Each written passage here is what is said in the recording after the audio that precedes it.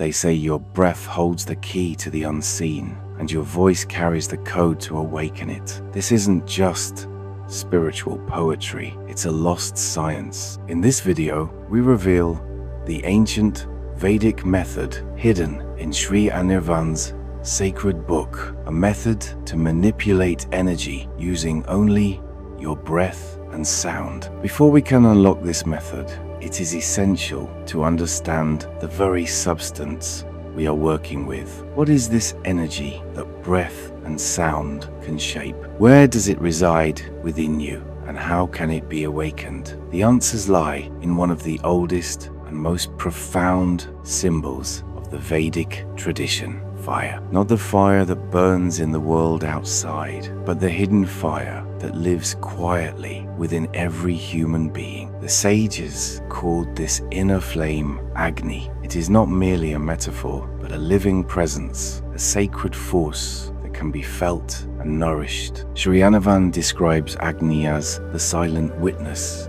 inside you, the spark of consciousness itself. It is the subtle fire that responds to your intention, devotion, and most importantly, your breath. When you inhale deeply and bring your awareness to the present moment, you are feeding this inner flame, giving it life and strength. Agni is the beginning of all transformation. It is the ignition of consciousness, the silent spark that animates every breath and heartbeat. Sri Anirvan saw this fire as the true starting point of spiritual change. He wrote that breath is not simply a function of survival, but the very fuel that awakens and sustains the hidden fire within. With each mindful breath, you are fanning this sacred flame, inviting it to grow brighter and more alive. The Vedic vision of the body is not that of a lifeless machine, but of a living temple, vibrant with a fire that can be kindled. Your energy is not fixed or limited. It is a dynamic force, always ready to be awakened, shaped, and directed. This understanding sets the stage for the journey ahead, where the ancient method begins with the recognition and nurturing of Agni, the hidden fire within you. As we move deeper into this exploration, let us begin by honoring this sacred presence. The journey to manipulate energy starts not with grand gestures, but with the simple act of remembering that you carry a living fire inside. This is where transformation begins, and where your own path to awakening truly starts. To understand Agni more deeply, consider how fire works in the physical world. Fire requires three elements to exist: fuel, oxygen, and heat. Without any one of these, the flame cannot ignite or sustain itself. Similarly, the inner fire within you requires its own form of fuel and oxygen, and breath acts as both. It is the breath that brings life to this fire, oxygenating it, feeding it with vitality. When you breathe consciously, you are supplying the fuel that keeps this sacred flame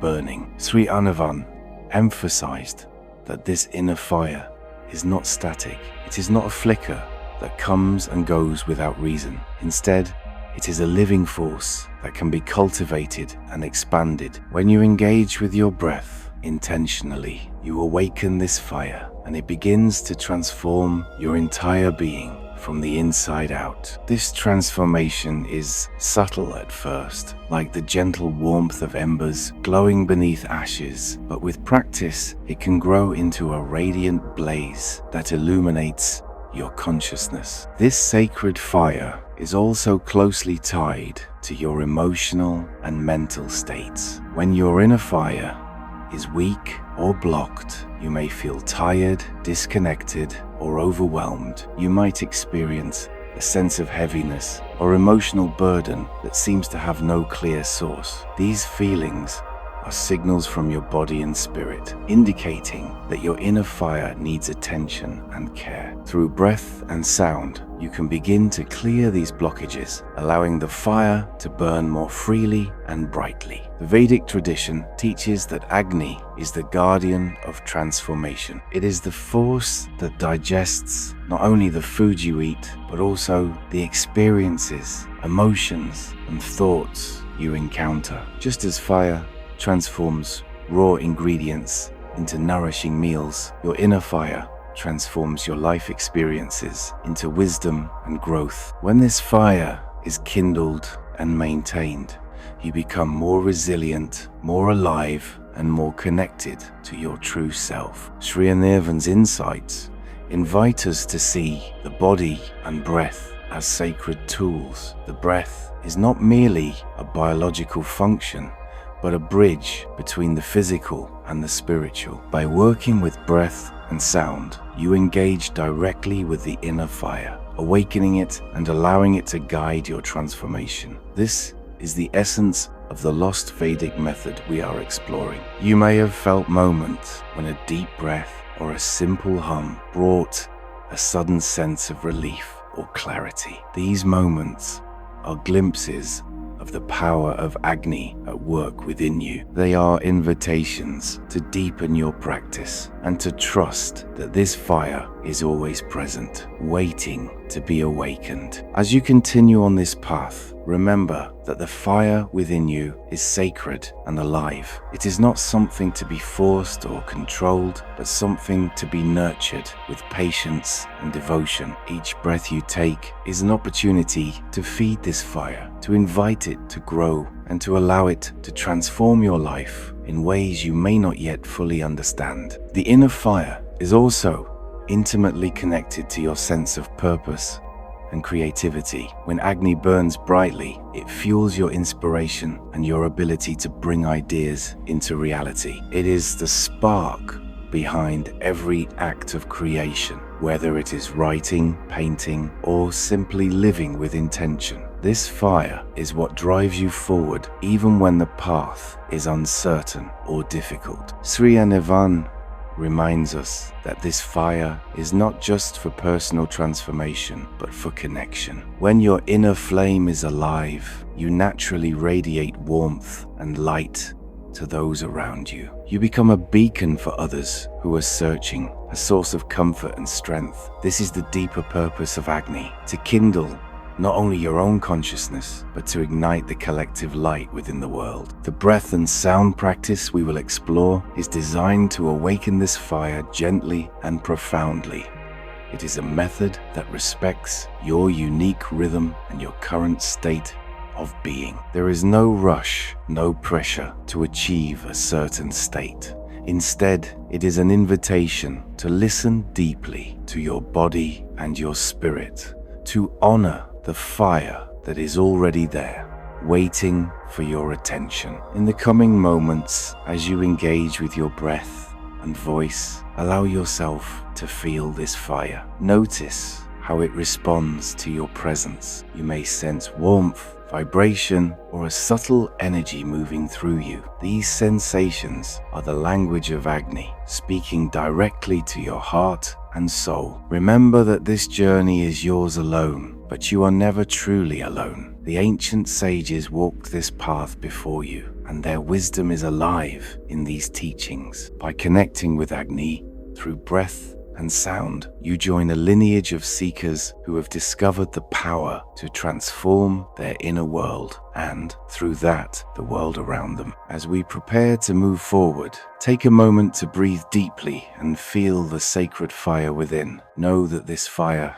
is your ally, your guide, and your source of strength. It is the beginning point of all change and the foundation upon which you will build your practice. This is the hidden fire within you. It is waiting to be awakened, and with each breath and every sound you make, you have the power to kindle it anew. The hidden fire within you is not a myth or a distant memory. It is present, alive, and quietly waiting for your invitation. Each breath and every sound you offer is a spark, a chance to awaken the flame that resides in the deepest sanctuary of your being. As you begin to sense this subtle warmth, you may notice a gentle stirring, a sense that something more is possible, that the act of breathing itself holds a secret you have only begun to glimpse. This gentle awakening draws your attention to the breath itself, the mysterious thread that binds your inner world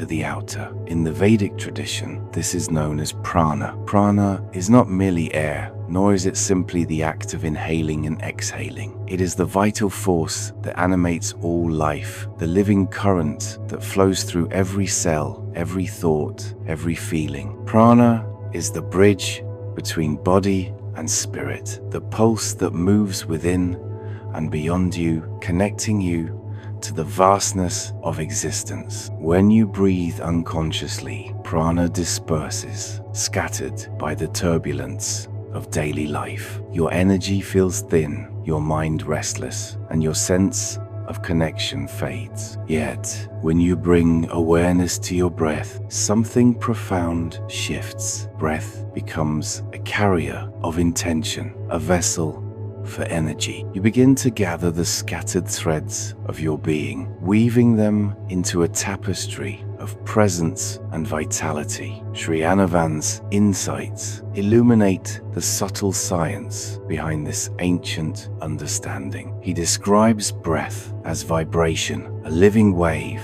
that moves not just through the body, but through the very fabric of your consciousness. Each inhalation draws in energy from the world around you. Each retention holds and concentrates that energy, and each exhalation becomes a deliberate act of direction and release. In this way, breath is not a passive process, but an active engagement with the vital force of life itself. To appreciate the depth of prāṇa, imagine your breath as a sacred ritual. Inhalation is the act of receiving, a conscious invitation for energy to enter your being. As you draw in breath, you are not just filling your lungs with air, you are welcoming the subtle essence of life, allowing it to permeate every part of you. This intake is a moment of openness, a willingness to be nourished by the world. The next phase, retention, is a pause of immense power. Here, breath is held gently, not with strain, but with reverence. In this stillness, prāṇa is contained and concentrated. It is in this space between breaths that energy settles and integrates, infusing your body and mind with a quiet strength. This is the moment when the boundaries between inner and outer, self and world, begin to blur, and you sense the unity that underlies all existence. Exhalation follows as a natural release, a conscious act of direction. The energy you have gathered and refined is now sent forth, guided by your intention. Whether you wish to heal, to create, or to connect, exhalation becomes the means by which you shape the flow of prāṇa. It is an act of generosity, a way of sharing your inner light with the world around you. This cycle, intake, containment, release, is the foundation of conscious breathing. It transforms an unconscious habit into a sacred practice, one that restores your sense of agency and connection. You begin to realize that you are not merely a passive recipient of life's currents, but an active participant in the dance of energy. With each mindful breath, you gather, refine, and direct the vital force that sustains you. As you explore this process, you may notice subtle changes within. Your mind grows clearer, your emotions steadier, your body more vibrant. The scattered fragments of your attention begin to coalesce, and you feel a renewed sense of wholeness. Ordinary breathing, once overlooked, becomes a powerful tool for transformation. You discover that the quality of your breath shapes the quality of your life. Sri Anirvan's teachings invite you to approach this practice with humility and curiosity. There is no need for force or perfection. Instead, bring gentle awareness to each phase of breath. Notice the coolness of the inhalation, the stillness of retention, the warmth of exhalation. Allow yourself to be present with each moment, trusting that the wisdom of your body will reveal itself in time. Prana is not limited by the boundaries of the physical form. It moves through you and beyond you, linking your individual experience to the greater web of life. When you breathe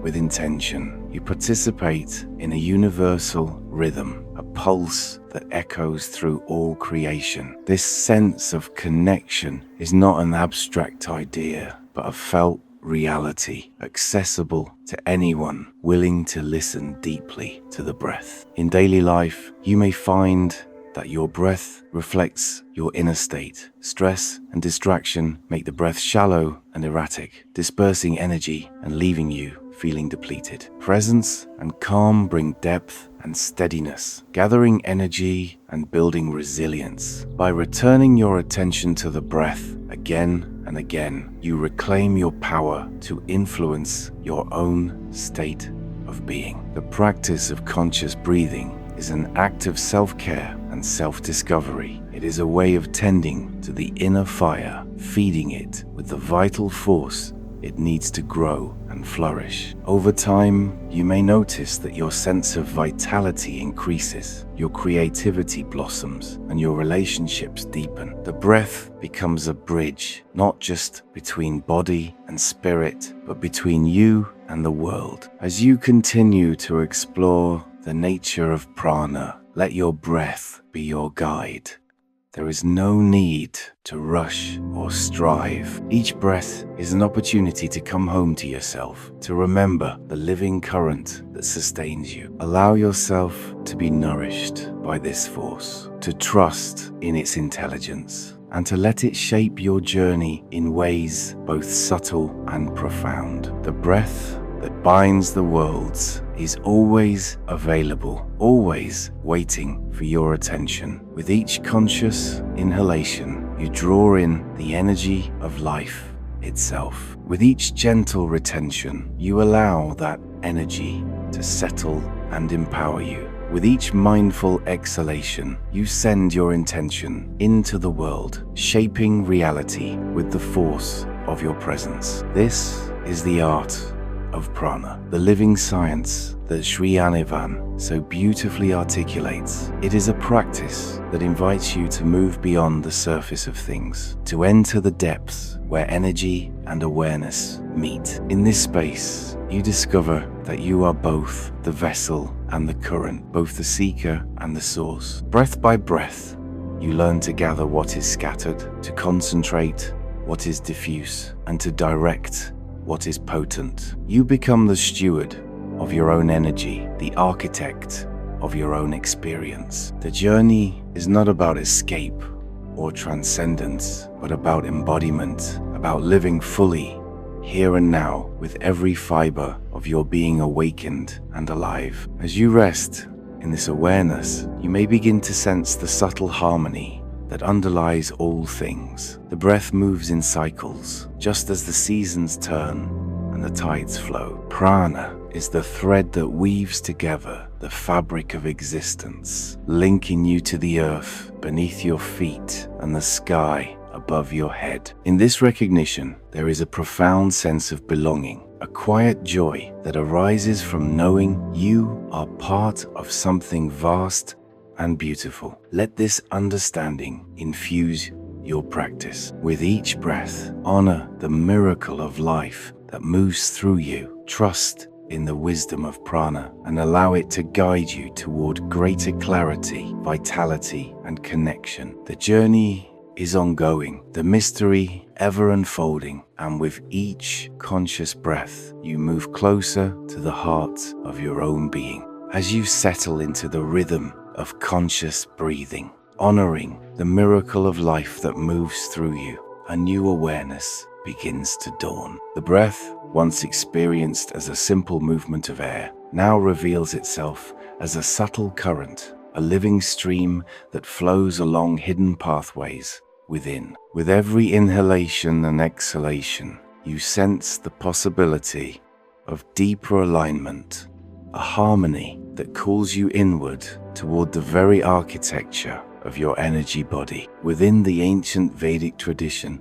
this architecture is described through three primary channels: Ida, Pingala, and Sushumna. These are not physical structures, but streams of vital force, each carrying its own unique qualities and gifts. Together, they form the foundation of the subtle body, guiding the movement of prāṇa and shaping the landscape of consciousness itself. Ida, the channel of the left, is associated with the cooling lunar energies. It is the gentle stream that soothes, restores, and nourishes. When you are calm, reflective, or drawn to the quiet mysteries of the night, it is Ida that carries your breath. This channel governs the mind, intuition, and the receptive aspects of your being. Its flow brings a sense of ease, a cooling balm to the fires of daily life. On the right flows Pingala,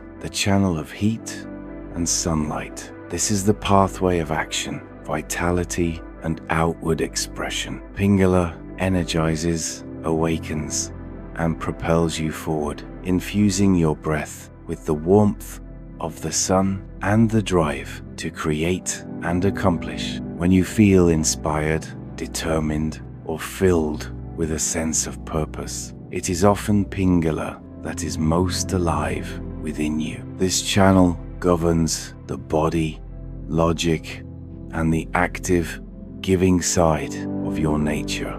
Between these two, at the very center, lies Sushumna, the channel of spiritual ascent. Sushumna is the axis around which the dance of energy unfolds. It is neither cooling nor heating, but a pure, balanced stream that rises straight up the spine, connecting the base of your being to the crown of your awareness. When Sushumna is awakened, the duality of Ida and Pingala gives way to unity. The energy that once moved in cycles of opposition now flows as a single, luminous current, carrying you toward higher states of consciousness and insight. Sri Anirvan teaches that the breath is not confined to one channel. Instead, it shifts and weaves, moving between Ida and Pingala as your moods, thoughts, and activities change. Most of the time, your energy flows through these side channels, alternating between rest and activity, reflection and action. This is the ordinary state of being,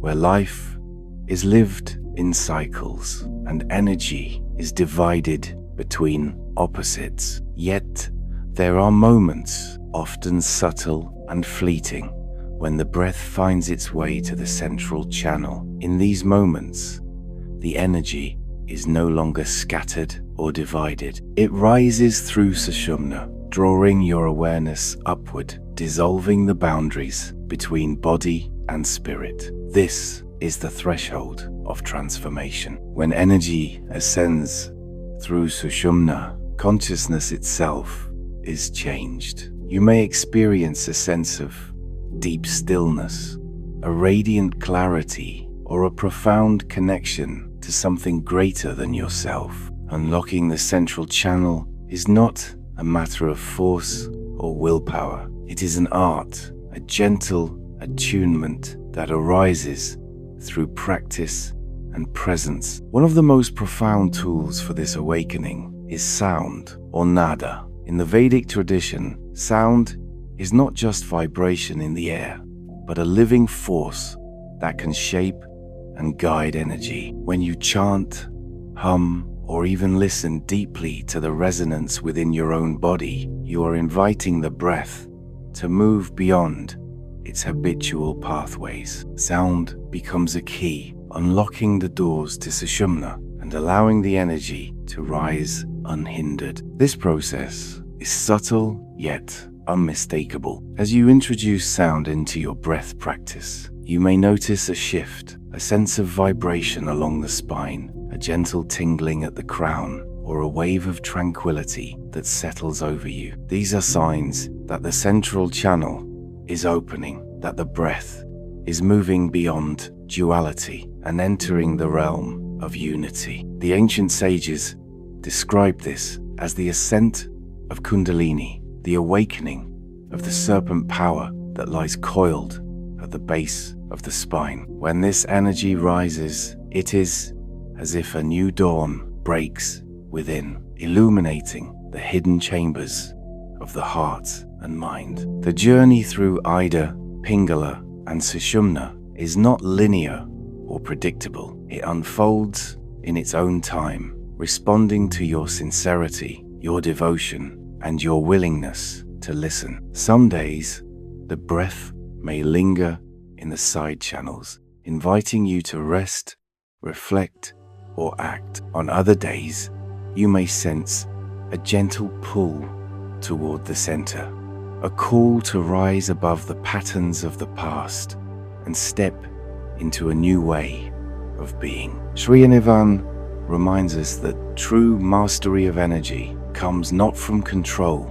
but from surrender. It is in the letting go, the softening of effort, that the breath finds its way home. When you release the need to direct or manipulate, the energy naturally seeks balance. The duality of Ida and Pingala resolves, and Sushumna opens like a river of light, carrying you effortlessly upward. In this state, sound becomes more than a technique. It becomes a companion, a guide that leads you deeper into the mystery. The vibrations you create with your voice resonate through every layer of your being, dissolving resistance and awakening dormant potentials. You may find that certain tones or mantras seem to unlock hidden doors, revealing new dimensions of awareness and insight. This is the power of nada, the sacred sound that calls the energy home. As you continue your practice, notice how the breath and sound interact. Sometimes a simple hum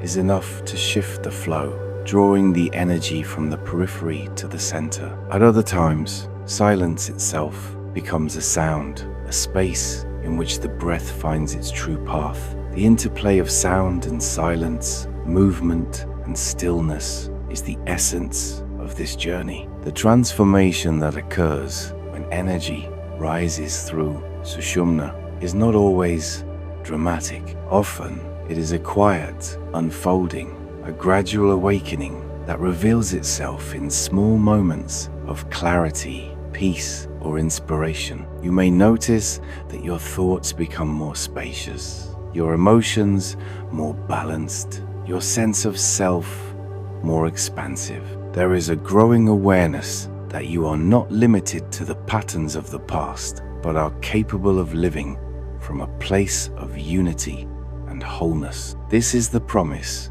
of the threefold flow. By honoring the unique gifts of Ida and Pingala, and by inviting the breath to rise through Sushumna, you cultivate a state of balance and harmony. You become attuned to the rhythms of your own energy, able to rest when needed, to act with purpose, and to ascend when the moment is right. The journey is not about escaping the world, but about inhabiting it more fully, bringing the light of consciousness to every aspect of your life. Sri Anirvan's teachings offer a map, but the path itself is yours to walk. Each breath is an invitation, each sound a doorway. As you explore the threefold flow, trust in your own experience. Allow the breath to guide you, the sound to awaken you, and the energy to rise in its own perfect way. In this unfolding, you discover not only the architecture of your energy body, but the boundless potential that lives at the heart of your being. The miracle is that all of this is available to you here and now, with nothing more than breath, attention, and the willingness to listen. As the breath weaves through Ida and Pingala, and as sound unlocks the central channel, you are drawn ever closer to the source of your own vitality. The journey is intimate, sacred, and utterly unique. A return to the center, where energy and consciousness merge in a dance of living light. There are Moments in life when silence speaks louder than words, and other moments when a single sound, a hum, a whisper, the gentle, rising tone of breath reaches into places within you that language never could. You may have experienced this without knowing how or why. A song that moved you to tears, a mantra that stirred something ancient inside you, the subtle vibration of your own voice in a quiet room that seemed to echo far beyond its walls. These are not accidents, these are reminders. Because sound, in its truest sense, is not just heard with the ears, it is felt with the soul. It is not a thing outside of you. It is the movement of energy itself, shaped by breath and intention, awakened through presence. In the Vedic tradition, this is called nada, not just sound, but primordial vibration, the living pulse beneath all form, the hum before the universe had words. Sri Anirvan teaches that nada is not something we produce. It is something we uncover, something we return to. It exists in the deepest strata of our being, beneath thought, beneath identity. Sound in this way is not performance, it is presence. A mantra is not a chant for the ears to enjoy. It is not a ritual to complete or a string of syllables to master. It is a frequency, a bridge between the known and the unknown. It is the sacred fire of intention made audible. When we repeat a mantra from the surface of the mind, it remains hollow. But when it is born from stillness, from the quiet center where breath and soul converge, it becomes alive. It becomes nada. And nada, unlike external sound, vibrates the very substance of your being. It doesn't pass by, it passes through. You may have felt this already, though perhaps you didn't name it. That gentle inner warmth when you hum softly to yourself. That sense of grounding when you speak aloud in meditation. That subtle shift in mood when you sing not for performance, but for connection. This is what it feels like when sound is used as it was meant to be, not as noise, but as a carrier of consciousness. Sound created from presence does not just echo outward, it resonates inward. It enters the channels of the subtle body and begins to move energy in places you didn't even know were holding tension. In Sri Anirvan's writings, he often reminds us that real transformation does not come from doing more, but from doing less with more depth. This is the secret of nada. It is not loud. It is not effortful. It begins in silence, and it returns to silence. The most potent sounds are not the ones that fill a room, but the ones that come from a quiet mind and a grounded heart. In the journey of inner energy, nada is not an accessory, it is a key. You've already begun to work with Agni, the hidden fire, and with prāṇa, the breath that binds. You've begun to sense how breath flows through the subtle channels of Ida, Pingala, and Sushumna. But these forces alone are not enough. They require a guide, a thread to follow, a direction. This is what nada provides. Sound gives shape to intention. It focuses awareness. It pulls energy along a current. Imagine trying to direct a stream of water without a channel. It spills, disperses, but with sound, your energy has a shape to flow into, a resonance that holds it, that sustains it. This is why so many spiritual traditions across time and culture have used chanting, humming, singing, not as performance, but as medicine. The Vedas, the Upanishads, the yogic texts, they all speak of nada as the first movement in the cosmic dance, the vibration that stirs the still waters of the absolute and gives rise to creation. But this is not just about cosmic truths. This is about you. your body, your pain, your longing, your healing. The subtle energy within you responds to vibration. When you chant from the heart, not for beauty, not for volume, but for depth, you awaken layers of energy that have been dormant. You reach into the parts of yourself that language has forgotten, and you begin to move, not externally, but inwardly. Energy starts to shift. Blocks begin to loosen. Emotions that had calcified into silence begin to melt. And all of this happens not because you understood something intellectually, but because you felt it. Sound, real sound, bypasses the intellect and speaks directly to your cells. Sri Anirvan describes this as the sacred reversal, when energy, instead of constantly flowing outward into noise and distraction, begins to flow back inward, guided by the anchor of vibration. He explains that in true mantra, the breath, the mind, and the sound become one. There is no separation between them. You're not doing a chant. You are the chant.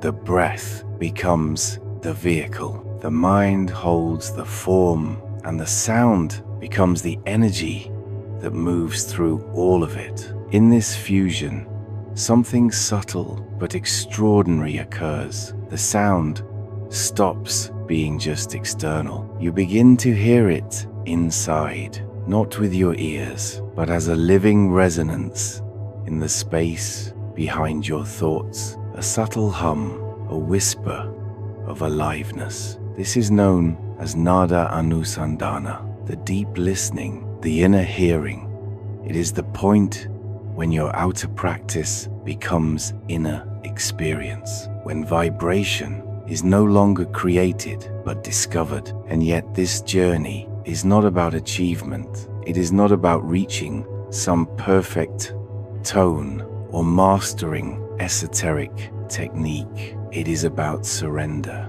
You do not need to be a singer. You do not need to be spiritual in the way others define it. All you need is to feel, to allow yourself to sound from that place inside that rarely gets to speak, to give voice to your own presence. Even a whisper born from inner stillness carries more power than 1,000 words shouted into chaos, because it is real, because it is yours, and because the body knows the difference. It responds to authenticity.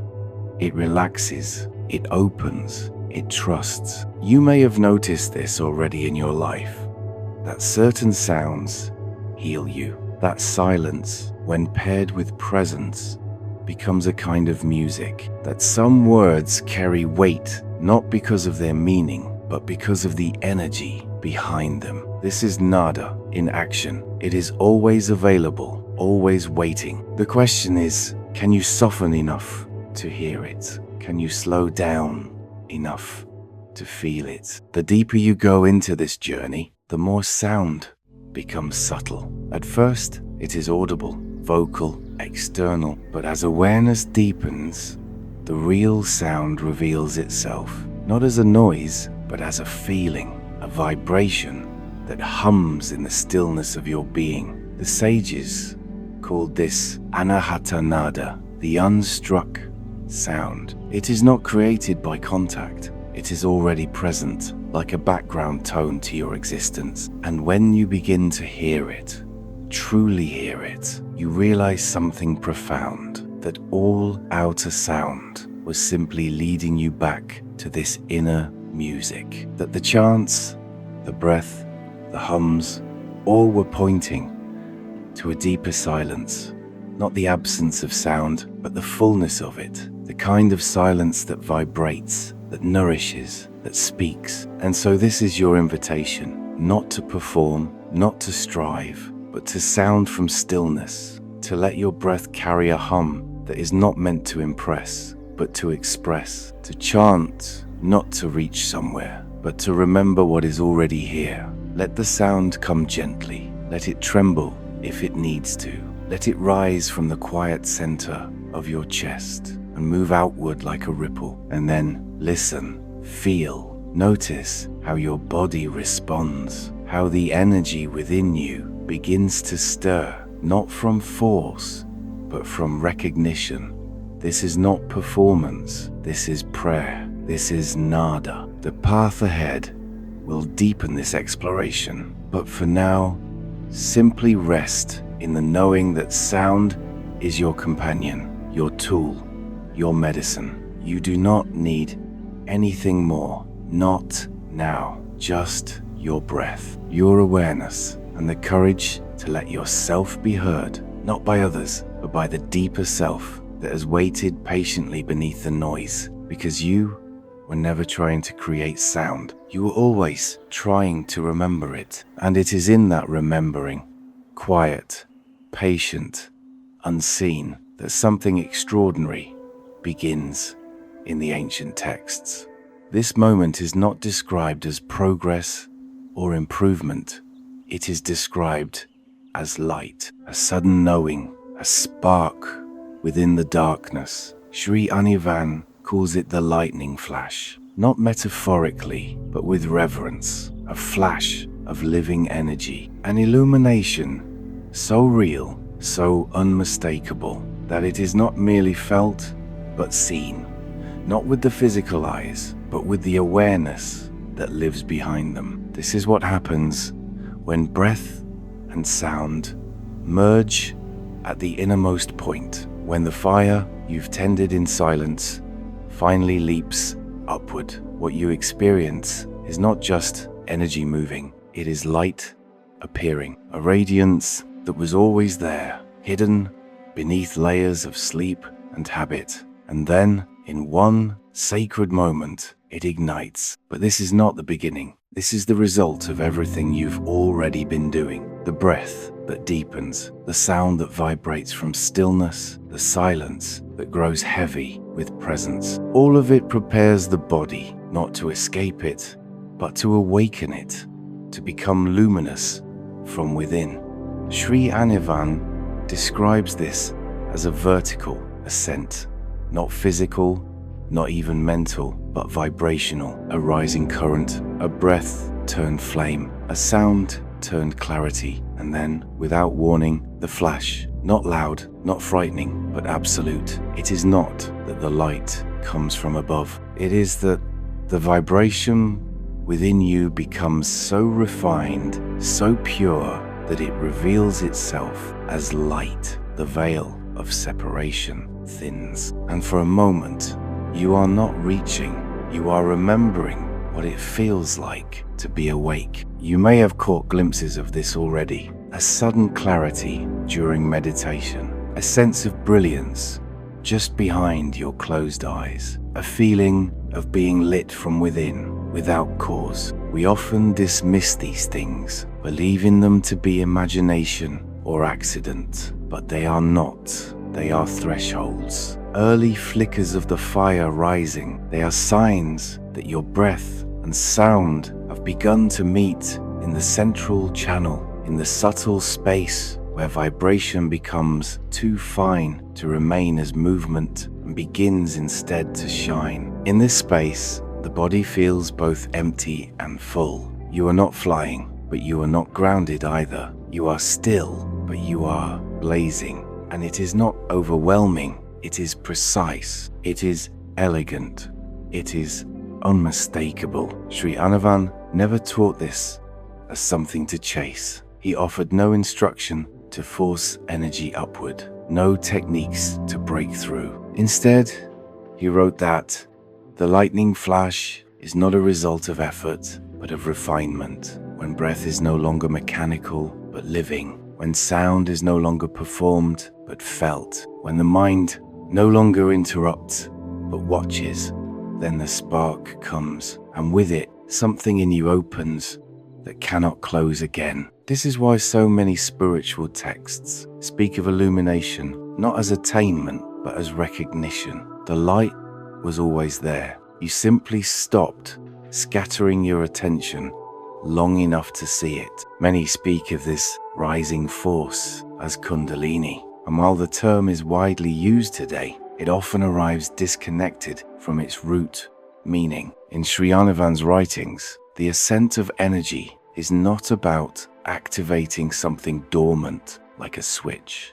It is the natural ignition of what has always been present but too diffused to rise. He warns against turning this sacred unfolding into a goal, a spectacle, a performance, because when energy is coaxed through will or ambition, it burns unevenly, it overwhelms. But when it is kindled through breath, when it is carried by sound, when it rises through stillness, it does not disrupt, it illuminates, it does not explode, it clarifies, it does not conquer, it reveals. And this revelation is not abstract, it is deeply embodied. You may feel warmth at the top of the head, or a quiet brightness behind the eyes, a stillness so profound it feels like a hum made of light. You may sense that your thoughts, usually crowded and noisy, have stepped aside, that your breath is no longer something you do, but something that simply is,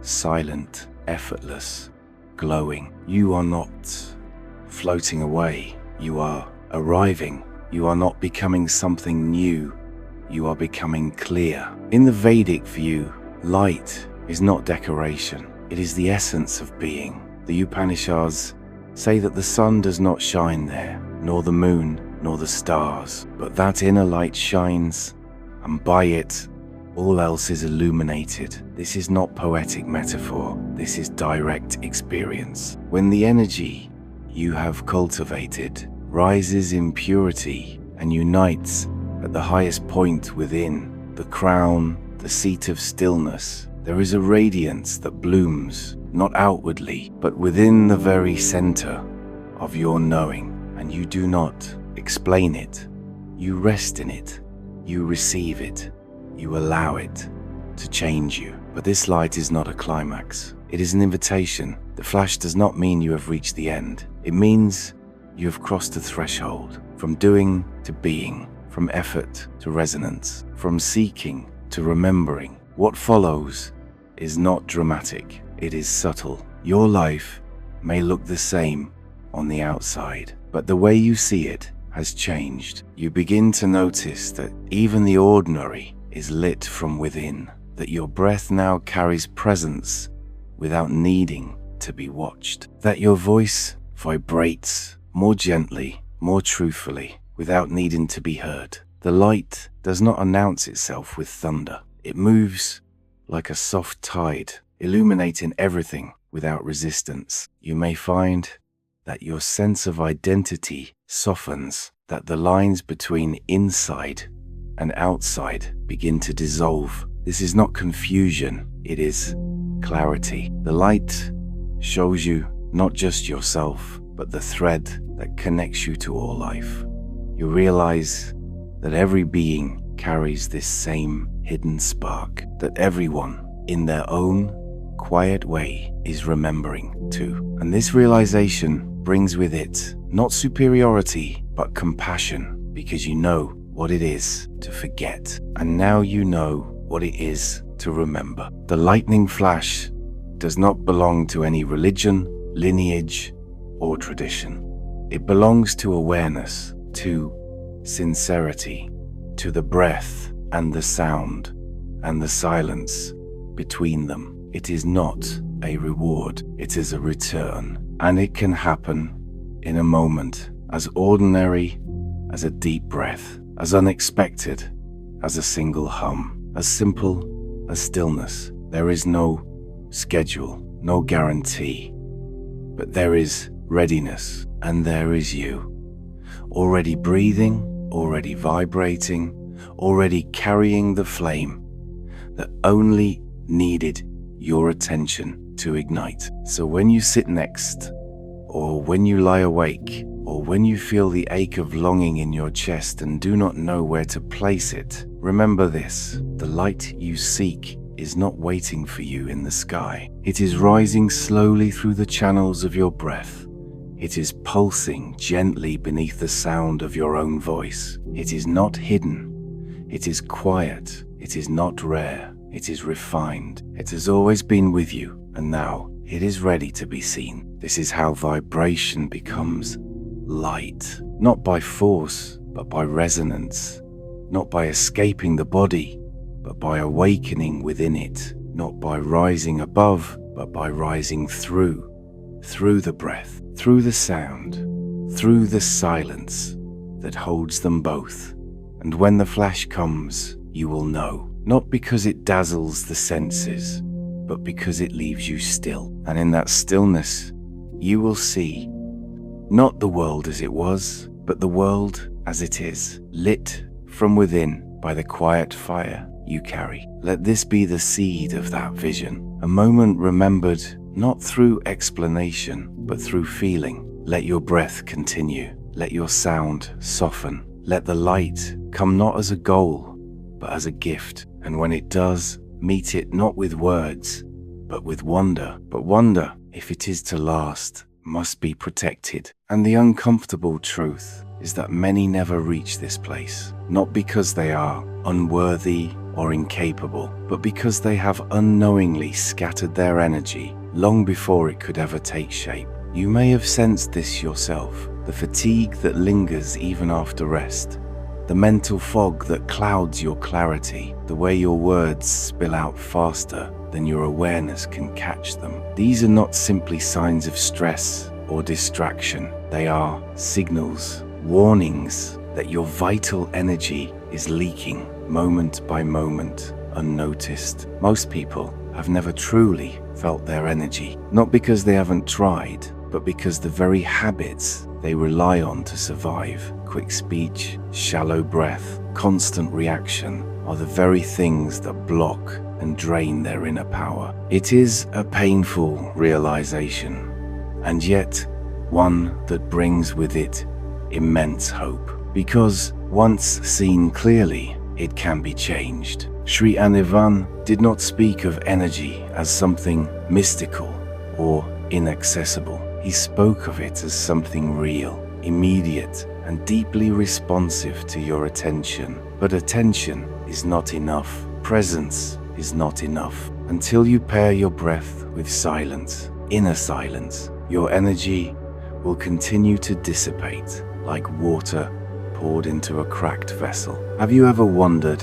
why some days feel empty, even if nothing went wrong? Why you feel tired, not just in body, but in soul? It may not be your life that is draining you. It may be the way your breath skips across the surface of your chest, never fully descending. It may be the way your voice fills every silence with noise, never pausing long enough to hear the echo of your own presence. It is not your fault, but it is within your power to change. The breath, when shallow, cannot feed the fire within. It hovers, tentative, afraid to descend. And in doing so, it robs your body of nourishment, your spirit of clarity, your energy of cohesion. When you speak from that place, rushed, unrooted, automatic, your words become channels of leakage.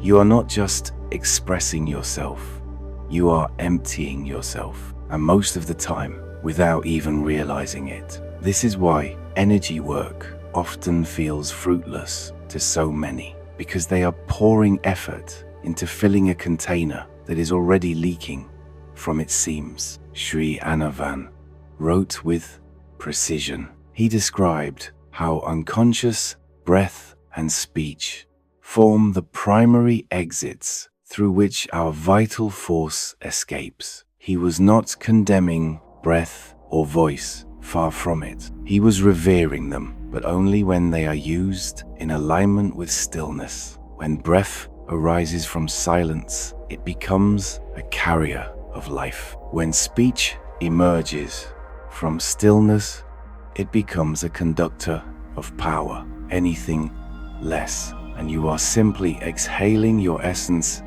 into a void, scattering what is sacred. This is a wake-up call, one that may feel hard to hear, but it is one you are strong enough to hold. Your tiredness is not your identity. Your distraction is not a flaw. They are simply signs of misaligned flow. When you rush to speak before a thought is felt, when you breathe without depth or care. You are discharging energy before it has had a chance to settle and transform. Imagine lighting a fire, but never letting it warm the room. That is what happens when you speak without awareness, when you inhale without arriving, when you rush through breath as though it were an inconvenience rather than your most sacred offering. And perhaps this is the most important truth.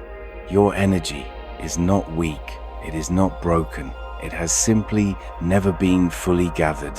You have not failed, you have only been distracted, encouraged to perform, expected to respond, taught to fill every silence with words, every stillness with action.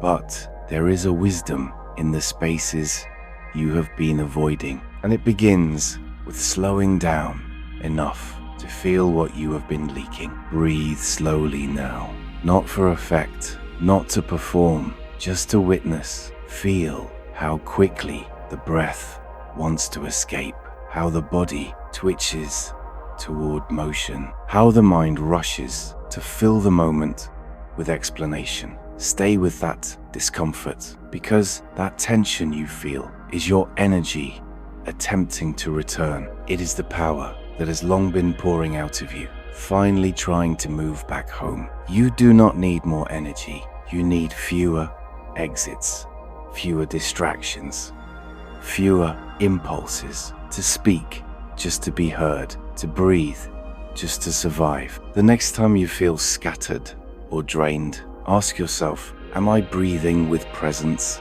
Am I speaking from silence? Or am I simply reacting, pouring myself into a moment that has no container for my truth? Sri Anirvan taught that every breath can be a return, every word a choice, but only if it is rooted in the soil of stillness.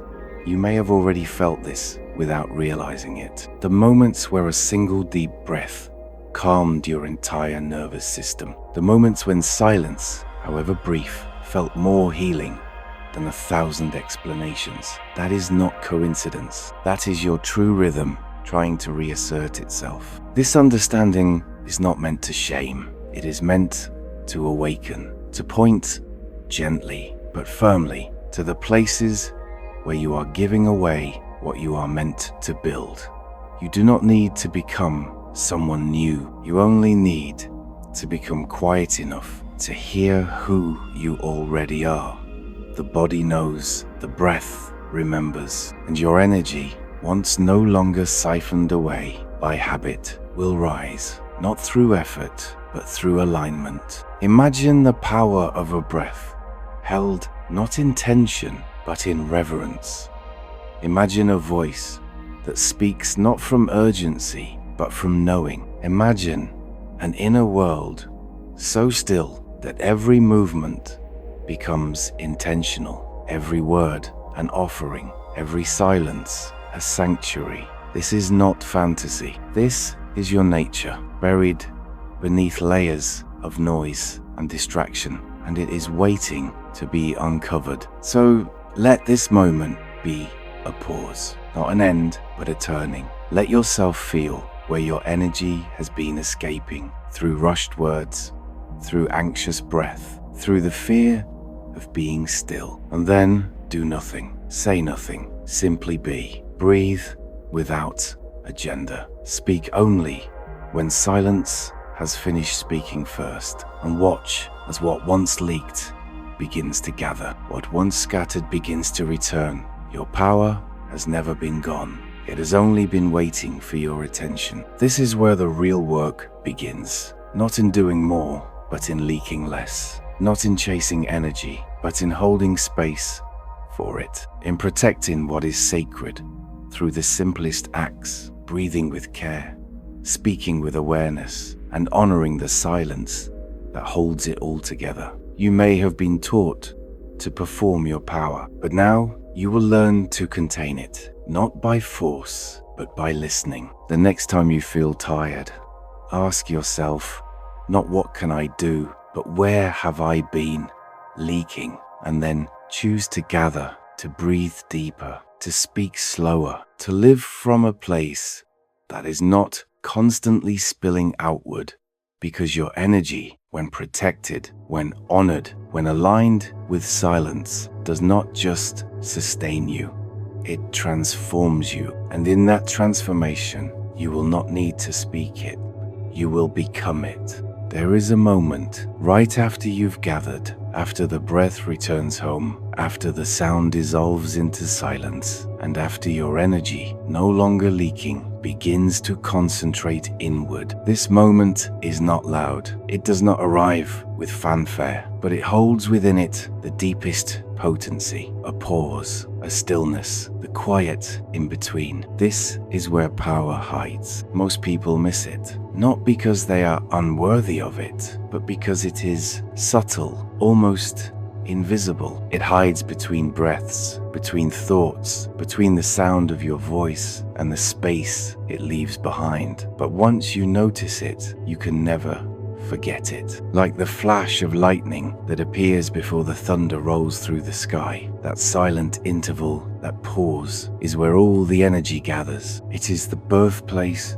of transformation, waiting silently in your body every time you breathe. The Vedic sages knew this, and Sri Anirvan reminded us. The true doorway to higher awareness is not found in movement, but in the stillness that surrounds it. He wrote of kumbhaka, the sacred retention of breath, not as a technique to master, but as a sacred window where consciousness deepens and power is concentrated. When you inhale, you are receiving life. When you exhale, you are releasing it. But it is in the space between, in that deliberate moment of pause, that something different happens, something extraordinary. That is where energy becomes dense, real, and charged. You may have felt this already, even without knowing the name. The deep breath you took before speaking a painful truth, the silent hold before a long-awaited exhale of relief, the space between a question and its answer. In these quiet intervals, the body is still, but something within is intensely alive. It is as though life is holding its breath with you, watching, waiting, witnessing. That moment is not absence, it is presence condensed, and it is here, more than anywhere else, that your energy begins to crystallize. Kumbhaka is not about holding your breath by force or pushing past your limits. It is about becoming so still, so inwardly present, that even the breath itself pauses in reverence. You are not freezing the body. You are allowing the energy to pool, to build, to gather its strength without being scattered. When you stop chasing the next breath and simply remain in that held space, you enter a different kind of awareness. Not the busy mind, not the emotional surge, but the calm current beneath it all. A spacious stillness where you are not thinking about power, not trying to summon it. You are resting in it, letting it gather around you like a silent tide. Sri Anirvan described this pause not as emptiness, but as a portal, a threshold through which consciousness expands beyond the personal and touches the eternal. You do not need to try to make anything happen in this space. In fact, it is your not doing that allows it to unfold. This is the part most of us resist, the waiting, the uncertainty, the nothingness. But it is in that very nothingness that everything begins. You may notice that when you begin to explore this pause intentionally, time feels different. The moment stretches. A few seconds feel like an eternity. Not in discomfort, but in depth. It's as though the world falls away for just long enough that something truer can be felt. This is not imagination. This is the nervous system quieting, the mind loosening, the energy finally finding room to rise. There is a reason lightning always precedes thunder. The strike is instant, but the sound, the resonance, it takes time to arrive. In the same way, your insights may come in a flash, but the reverberation of that truth only arrives when you create space for it, when you pause, when you wait long enough to hear what the silence is trying to say. And silence always speaks to those who are still enough to listen. In the sacred pause of Kumbhaka, your body begins to listen, your heart begins to soften, and your spirit, once scattered by breath and speech, returns to its source. There is no effort here, no need to force the breath to stay. It is not about deprivation, it is about devotion. You are not holding your breath, you are holding space for energy, for presence, for the divine rhythm that moves beneath the surface of your life. You may begin to sense the energy differently in this space. It may feel like a soft pressure in the chest, a gentle pulsing behind the forehead, a warmth rising up the spine. These are not distractions. They are signs that your energy is beginning to respond to your awareness.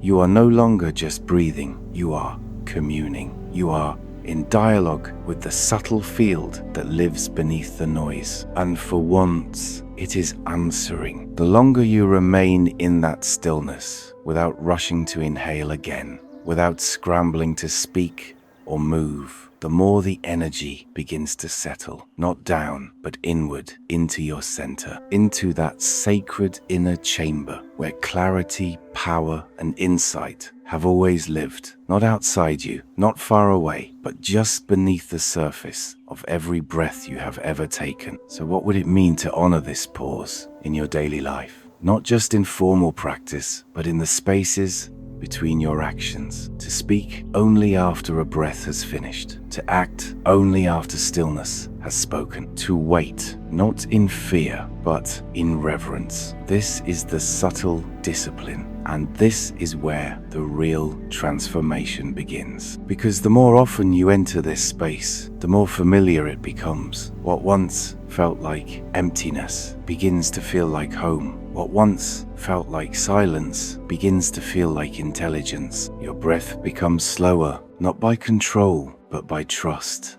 Your words fewer, not by effort, but by clarity. And your energy, once fragmented, begins to move as one. It is here that the deeper teachings begin to reveal themselves, not in language, but in experience. Your body becomes the scripture, your breath becomes the mantra, your silence becomes the teacher. This is why the sages protected the pause, not because it was rare, but because it was sacred. And sacred things are often hidden in plain sight, waiting to be remembered. Let this be that remembrance. Let your next breath end not in another, but in stillness. Let your body soften into that space. Let your thoughts come to rest. And in that quiet interval, listen for the presence that has been with you all along. The power that does not shout, the wisdom that does not rush, the light that needs no flame. There is no need to hold the pause forever, just long enough for something to shift, to click, to awaken.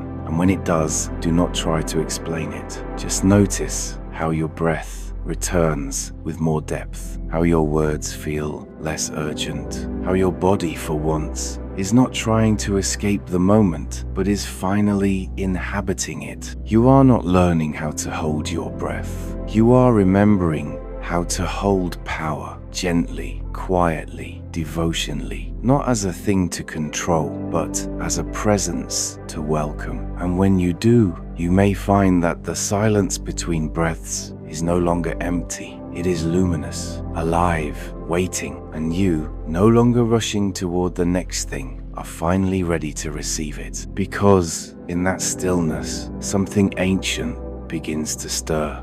Not in the mind, not in the breath, but in the core of the energy body itself. A pulse, a hum, a whisper you don't hear with the ears, but with the space behind the heart. It does not feel like an idea. It feels like something awakening, something already alive, and that something is sound. But this is not the sound of speech. It is not the chatter of the outer world. It is the root vibration, the one that lives at the very foundation of your being. The Vedic sages called it mantra, and Sri Anirvan, with his quiet clarity, reminded us that mantra is not a chant to repeat. It is a force to embody. In the West, we often think of words as descriptions. We name things after they exist. But in the Vedic tradition, sound is not descriptive. It is generative. It does not reflect reality. It calls it into being. A mantra is not a label. It is a blueprint, a precise vibrational pattern that, when sounded with breath and awareness, activates something dormant inside you. You may have felt this without knowing what it was. The way a single syllable repeated in silence can feel like it reorganizes your entire nervous system. Or how a sound you hum absent-mindedly somehow quiets the noise inside. These are not coincidences. These are echoes of something more profound. Signs that your system is responding to the root-level resonance of life. Om, Hrim, Shrim. These are not poetic syllables. They are frequencies embedded into consciousness itself. When you chant them, not mechanically, but with presence, they do not merely uplift your mood. They rewire your state. They awaken energies you cannot access through willpower alone. This is why mantra is not about language. It is about tuning. It is a form of resonance that bypasses the intellect and moves directly into the energy body, into Agni, the hidden fire, and into prāṇa, the living breath. When you pair mantra with breath, you are not simply practicing a ritual. You are engaging in a deep, energetic invocation. You are feeding fire with wind. You are guiding current with intention. And you do not need to believe in this for it to work. It is not a matter of belief, but of sensitivity. Try it, not as performance, not to reach a result, but as an offering. Whisper a mantra on your exhale. Feel what it touches. Let it vibrate into the breath and notice where it lands. Some sounds will stay in the chest. Others will rise to the crown. Some will feel cooling. Others will ignite heat. This is not imagination. This is your body responding to encoded resonance. The sages did not give us mantras as decorations. They gave them as tools, as vehicles for transformation. Each sound, when used with awareness, is like a key turning in an invisible lock. Om opens the field of totality. Hrim awakens the inner sun. Shrim softens the heart while deepening its radiance. These are not metaphors. They are felt realities, available the moment you stop chanting and start listening. Mantra is not about volume. It is not how loudly you can project a syllable into space. It is how deeply you can let it echo within. A soft hum can be more powerful than a thunderous chant when it is born from awareness. When you let the sound rise not from the throat, but from the still center you found in the pause between breaths. This is where the teachings of Sri Anirvan become so precise. He does not ask you to worship mantra. He asks you to become sensitive to it, to feel the breath carrying the sound like a current carries heat, and to feel the fire within responding. You may not know what is being activated in words, but you will know in sensation, in clarity, in a feeling of returning to something you never learned, but somehow always knew. Each time you chant a mantra with presence, you are refining your inner field. You are removing interference. You are clearing the static from the signal of your own consciousness. Not just calming the mind, but aligning the deeper architecture of energy that lives beneath thought. This is why a single syllable, repeated with devotion, can bring more clarity than hours of analysis. Because clarity does not come from solving, it comes from resonance. And resonance comes when your breath, your intention, and your sound are aligned. You do not need 1,000 mantras. You need one that meets you where you are. One that feels alive when you speak it, that seems to gather your scattered parts into one stream. When you find that sound, and it may not come immediately, treat it not as a task, but as a companion. Speak it into your breath. Let it echo in the stillness between inhales and exhales. Let it walk with you, not as noise, but as presence. And don't be surprised if you begin to feel changes you cannot explain. A sudden lightness in your chest, a dissolving of old tension, a feeling of being held even in silence. These are signs that the mantra is doing its work, not by changing who you are, but by clearing what you are not. This is the hidden engine behind energy work. It is not just awareness, not just breath. It is the fusion point where breath becomes intention and sound becomes direction. It is where energy no longer leaks outward, but spirals inward, building force like water behind a dam. The mantra is what gives this spiraling energy form, shape, aim. If you stay with it, not to force progress, but to deepen connection, you will begin to notice that your inner state becomes less reactive, less scattered, more luminous. You may begin to feel energy before thought, stillness before reaction, and you will begin to trust that every breath, when joined with sound, has the power to shift the terrain of your inner world. Not because the mantra is magic, but because you are. The mantra only reminds you. It calls forward what is already there, waiting, hidden, silent, powerful. It does not give you power. It reveals the power you forgot you had. And in that revealing, you do not become someone else. You simply become more of what you always were, clear, connected, and alive. Let this be your invitation, not to collect sounds, but to choose one and go deep, to treat it like a tuning fork for your soul. Not loud, not dramatic, but honest, alive, true. Let it live in your breath, in your pause, in your silence. Let it rise from that place that no longer leaks energy, but gathers it. And then let it speak, not for you, but as you, because the mantra was never meant to be recited. It was meant to be remembered. And through breath and stillness and sound, it returns, not as something you say, but as something you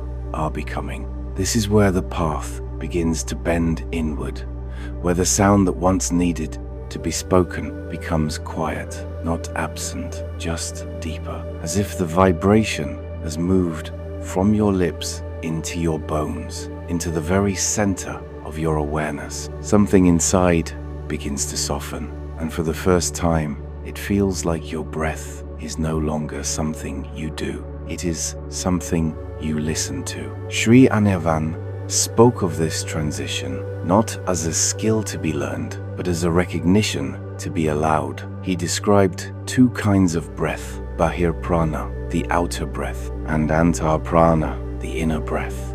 The outer breath is what you know, the rise and fall of the chest, the air moving through your nostrils, the visible rhythm of inhale and exhale. But this outer breath is only a surface, a doorway, a wave upon a deeper ocean. And when the mind becomes still and the sound becomes subtle, something extraordinary begins to reveal itself. The breath continues, yes, but you are no longer following the movement of air. You are now sensing the current beneath it. This is the inner breath, the breath that is not made of air, but of awareness. It does not push or pull. It flows, not through your lungs, but through your being. It is subtle, quiet, and unmistakably alive. It is felt more than observed, and it marks the turning point in your journey, where the practice shifts from outer technique to inner transformation. You may have already glimpsed it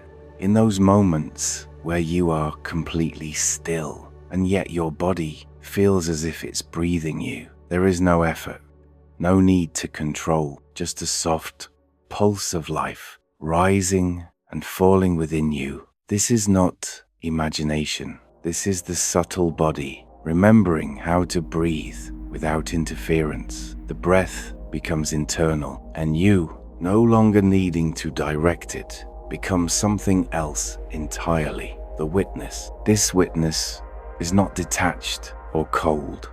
It is not the mind watching the body from a distance.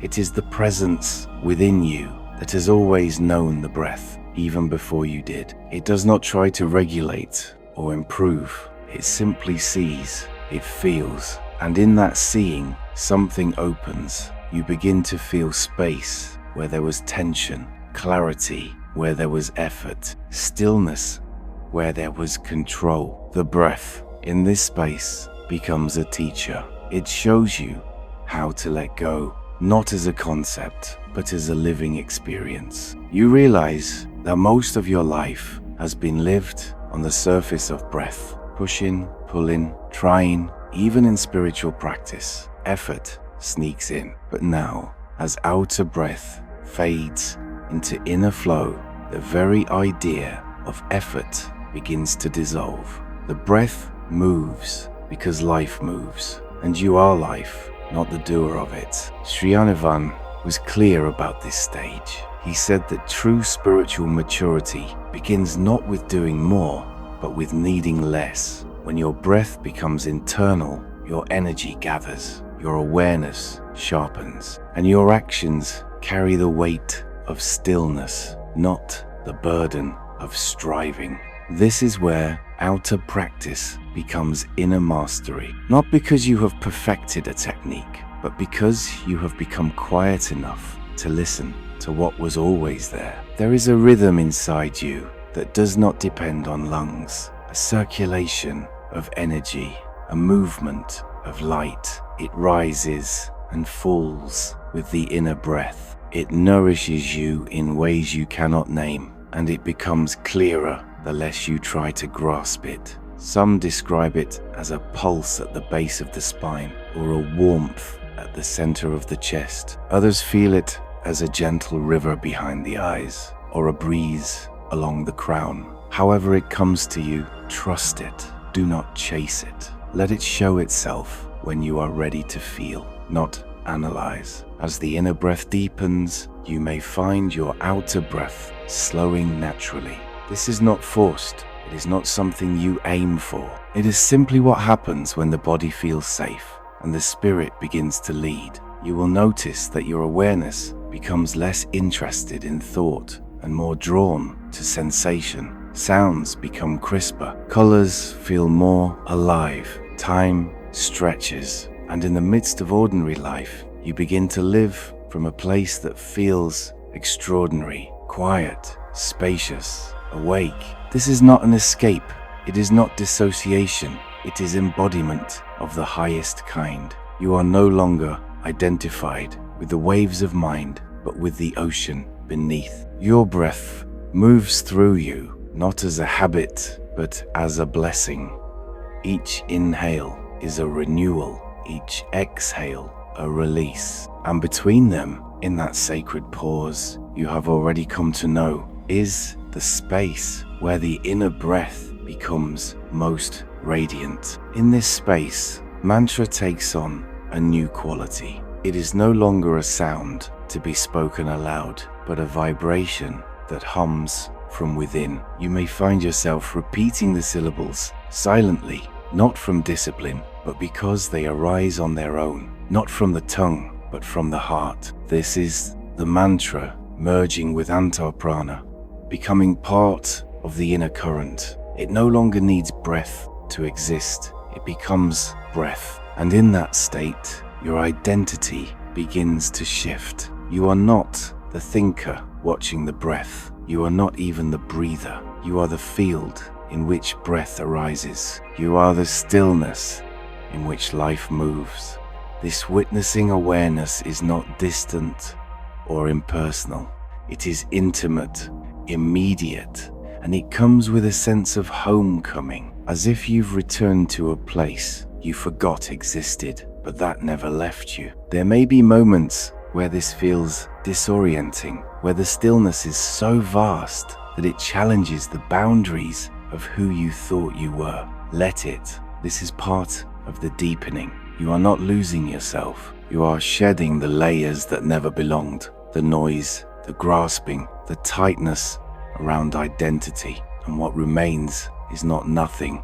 It is spacious presence, gentle and immense. This is the true gift of moving from outer to inner breath. You discover that breath is not just a bridge between body and spirit. It is spirit flowing through the body. And you, as the witness, are not outside this flow. You are its center, its source, its sanctuary. The more you rest in this knowing, the more effortless your practice becomes.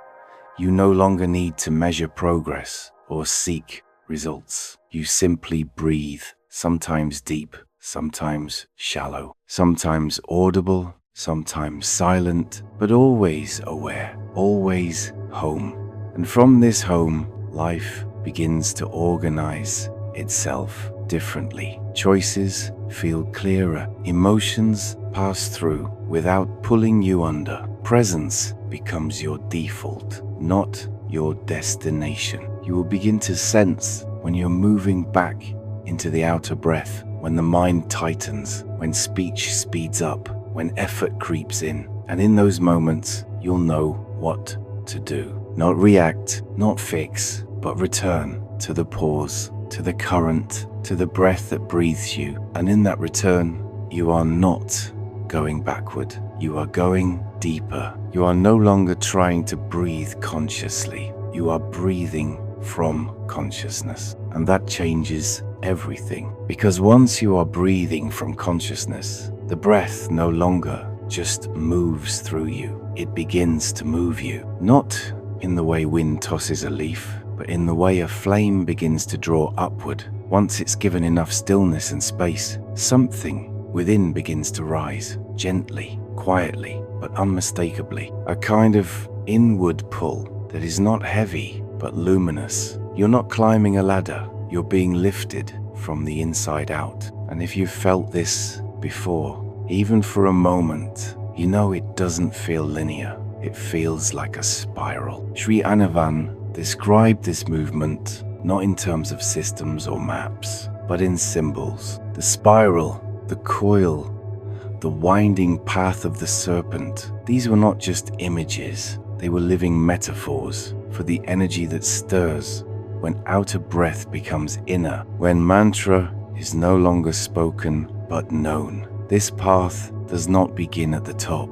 It awakens at the root of your being, where the first fire sleeps, and it does not travel in a straight line. It moves like a whisper, winding through the body, curling through centers, circling knots of resistance, loosening them not with force, but with light. You may feel this rising, not as a rush, but as a warm thread, moving in waves, sometimes barely perceptible. It does not care whether you believe in it. It does not need your effort, only your stillness. It rises when breath no longer interrupts it, when your mind, for a moment, stops trying to understand. It moves when you move out of the way. This ascent does not need to be dramatic to be real. Sometimes it's as subtle as a flicker behind the eyes, a pulse at the crown, a gentle ache in the middle of your spine that feels less like pain and more like remembering. At other times, it may come in a sudden flash, like something opened and poured upward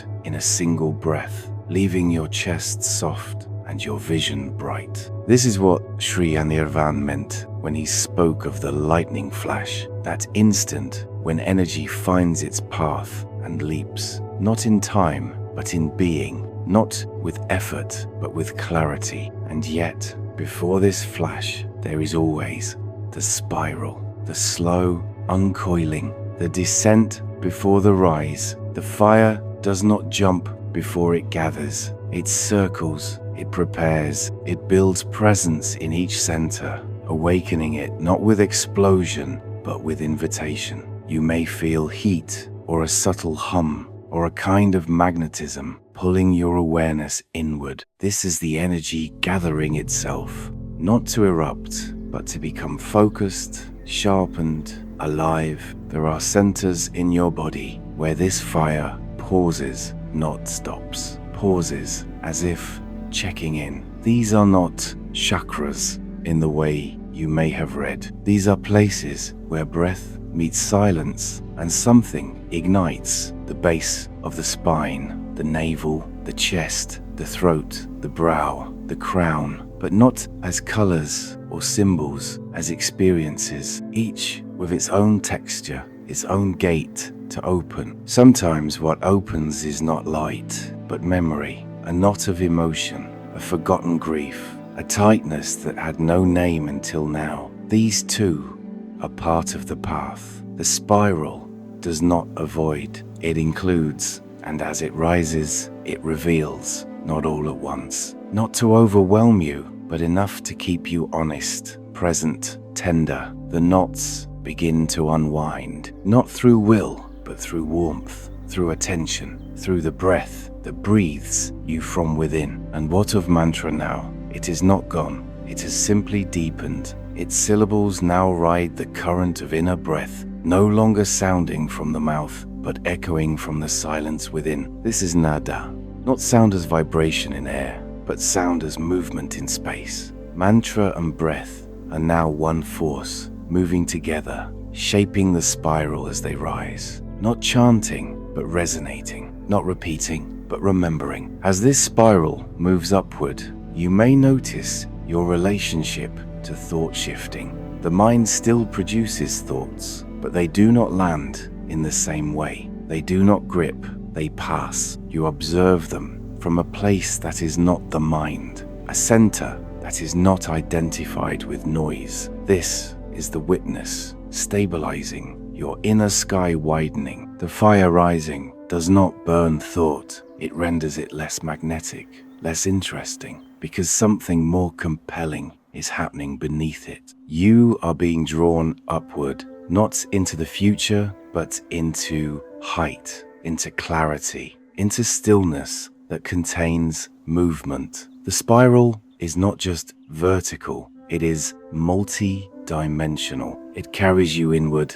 even as it rises, and with each turn you become more luminous, not brighter in the eyes of others, brighter in your own being. You begin to sense the architecture of your subtle body, not as a theory, but as a direct perception. You are no longer guessing, you are inhabiting, and at some point, the spiral reaches what Sri Anirvan called the meeting place, where the breath, the sound, and the light converge. This is not a place in space, it is a state of presence, a moment of deep internal coherence, where the divisions between lower and higher dissolve, where the breath grows so quiet that it becomes indistinguishable from awareness itself.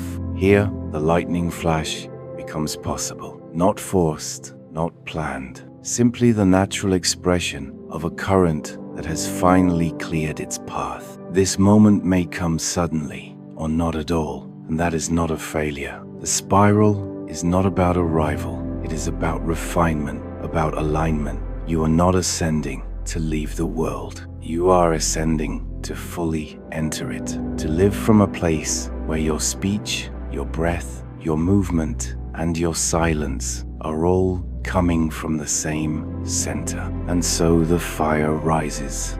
Through practice, yes, but more truly, through permission, through the courage to stop pushing, to stop rushing, to let the breath be slow, the sound be real, the presence be complete. This rising is not linear progress, it is deepening presence. And the more you allow it, the more you realize it was never about climbing to the top, it was about opening to the center. And when you do, you may find that your life begins to organize around that spiral. Conversations carry more weight, silence feels rich, movement feels intentional. You are no longer reacting, you are responding. No longer speaking to be heard, but because the words carry power, the fire continues to rise. Not because you chase it, but because you've made room for it, because you've remembered how to listen. And in this remembering, you are not becoming something new,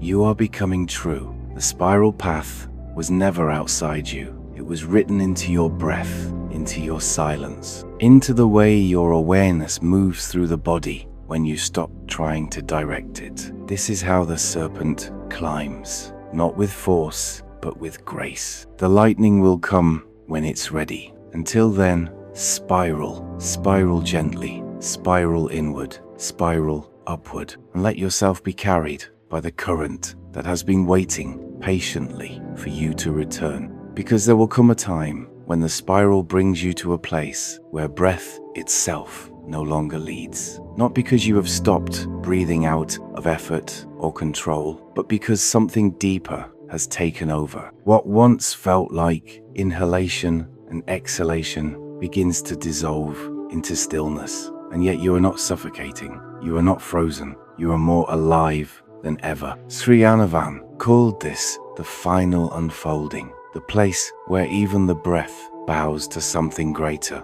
a moment where all motion rests, and what remains is not emptiness, but pure presence. Not silence as absence, but silence as fullness. A luminous, alert stillness, unshakable, weightless, boundless. You may wonder if this is death. It is not. It is life, finally unburdened. It is consciousness without a script. It is vibration without resistance. The breath has not vanished. It has become transparent. What once rose and fell now simply is. There is no longer a rhythm to control or observe. There is just being. This is not something you push toward. It arrives when you have spiraled through enough layers, when the fire has risen and purified, when sound has thinned into vibration and vibration into stillness. The breath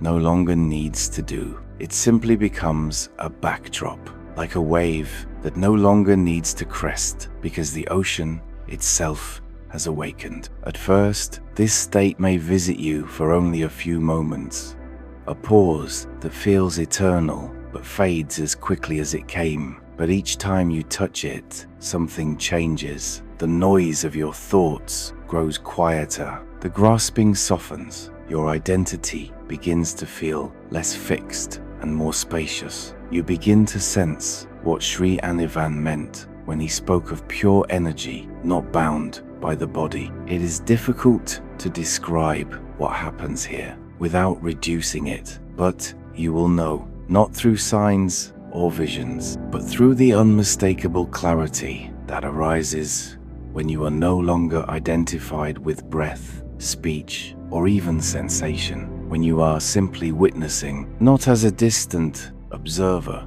but as a presence so intimate with life that there is no gap between you and the moment. This state is not an escape. It is not floating above your body or slipping into fantasy. It is full embodiment without contraction. A lived experience of power that does not scream, does not flash, does not dominate. It radiates quietly, steadily, infinitely. It is the culmination of the path you have walked with each breath, each sound, each pause. There is no fear here, because fear belongs to the breath that is afraid to stop, the mind that is afraid to dissolve. But here, in this luminous stillness, there is nothing to lose, nothing to protect. The power that emerges is not yours in the personal sense. It is impersonal, universal. It belongs to no one, yet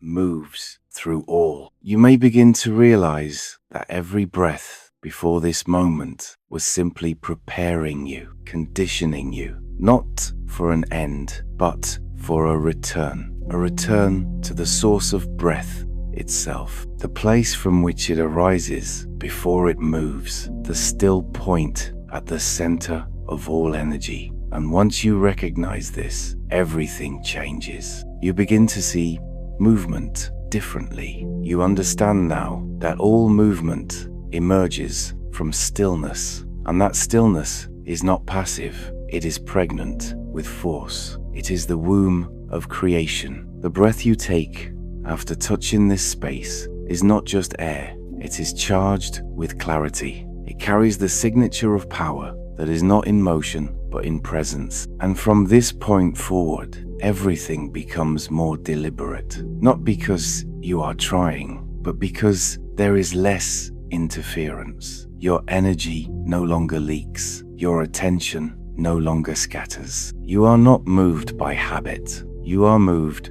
by truth. And that truth does not speak in words. It pulses. It guides.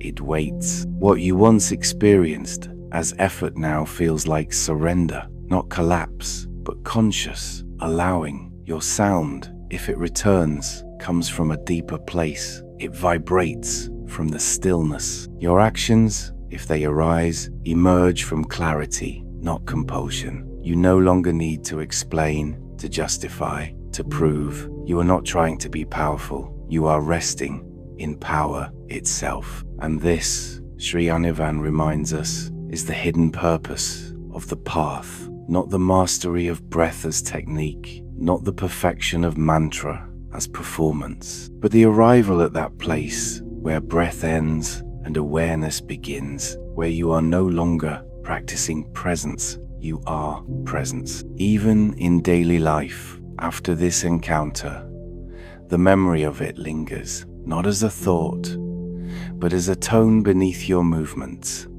The way you sit changes, the way you listen, even the way you pause before speaking. Something within remembers that there is a current beneath the surface, and you begin to trust it. You begin to let it lead. This is why breath is sacred, not just because it nourishes the body, but because it points to what is beyond it. It gives you a map, but not the destination. It prepares you to stand at the edge of the known and wait until the known dissolves and the real reveals itself. Do not rush this. Do not try to hold your breath to force stillness. That is not the way. The breath will quiet on its own when you are ready, when the fire has cleared what needs clearing, when the sound has softened what needs softening, when your attention is no longer entangled in stories. Then it will happen and you will know. You may feel as if your whole being is suspended, not held up,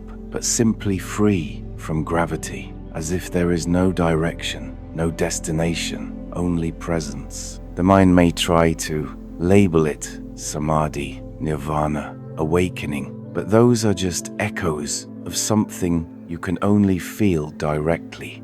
This is not a concept. It is reality unveiled. There may be no visions, no grand revelations, just a vast, unshakable silence, a radiant nothing.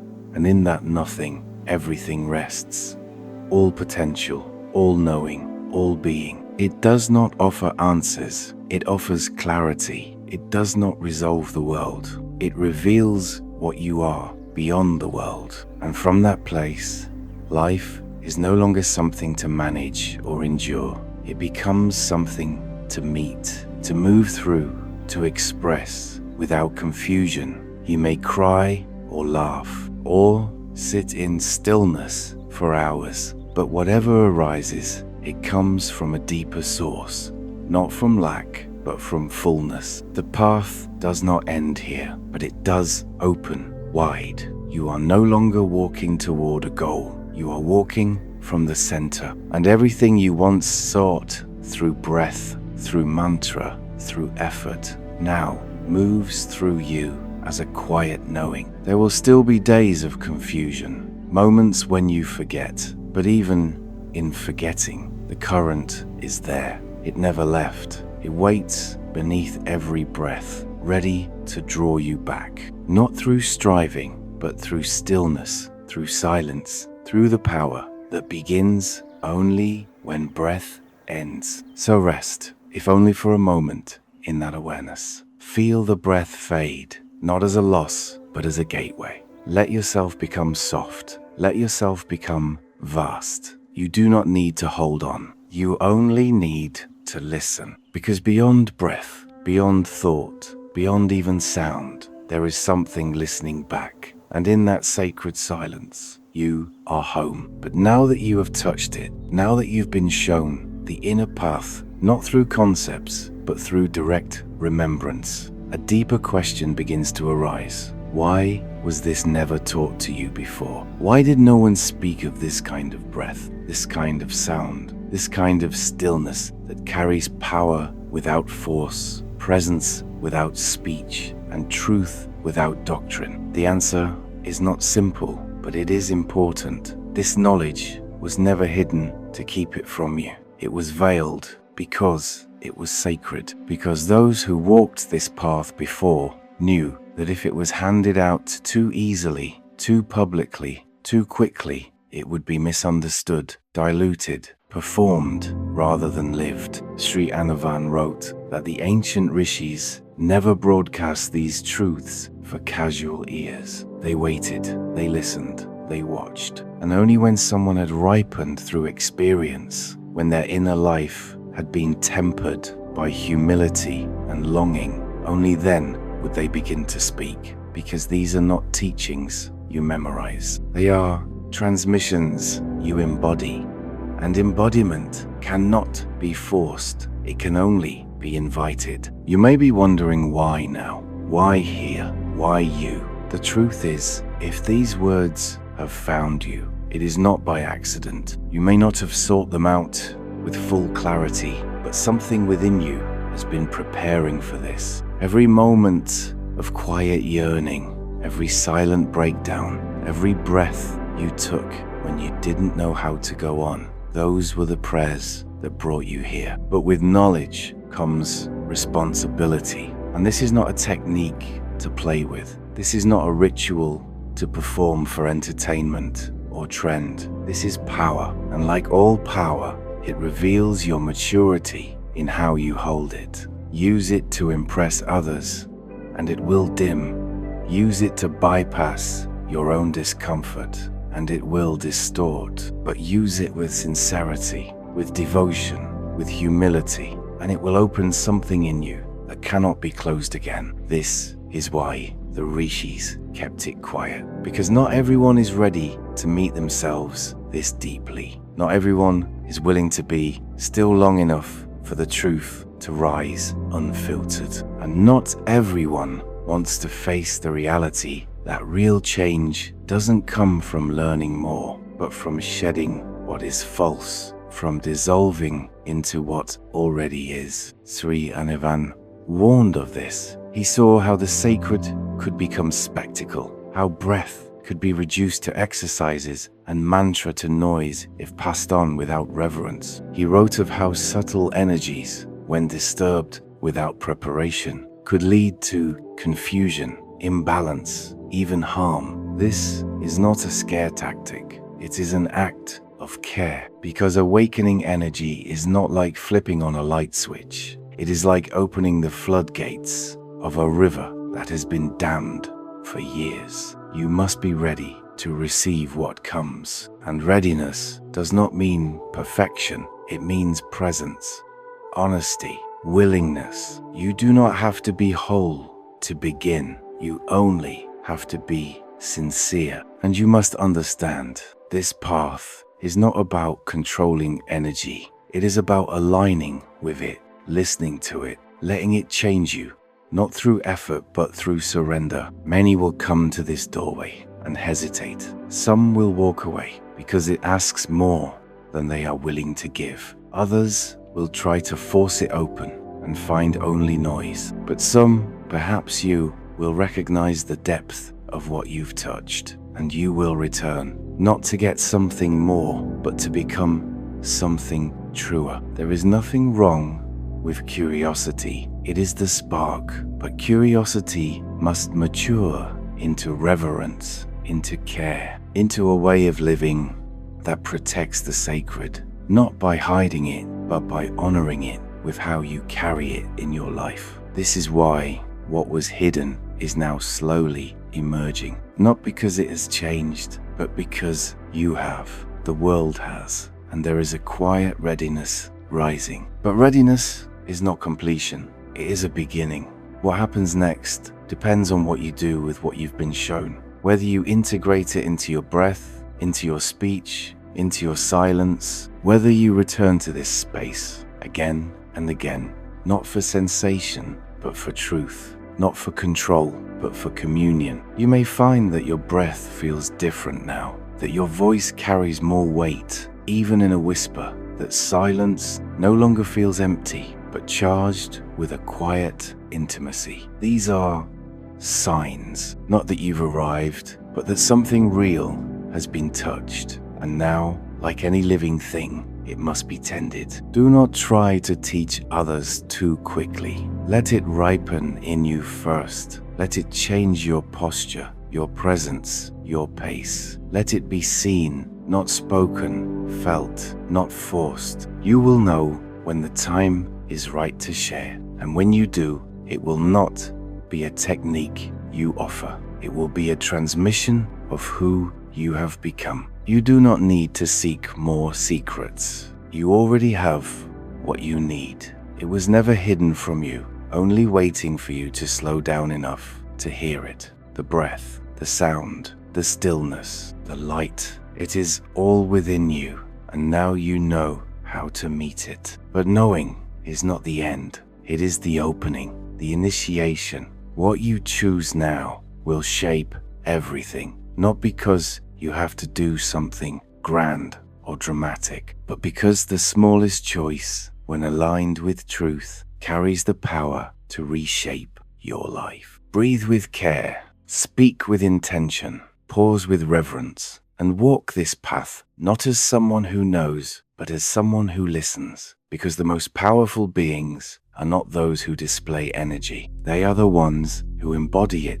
so quietly that the space around them begins to shift. You are not being asked to be a teacher or a master or even a seeker. You are being asked to be honest, to be still, to be willing. That is enough. That is more than enough. And if you forget, come back to the breath, not to perform it, but to feel it. Let it guide you back to the current, to the sound beneath sound, to the silence that is not empty but full. Let it remind you of the light you carry and the responsibility that light brings, because you have been shown the path, and not everyone will walk it, but you can if you choose. And what you do now, how you breathe, how you speak, how you listen, determines everything. This is not a casual discovery. It is a sacred remembrance. Hold it as such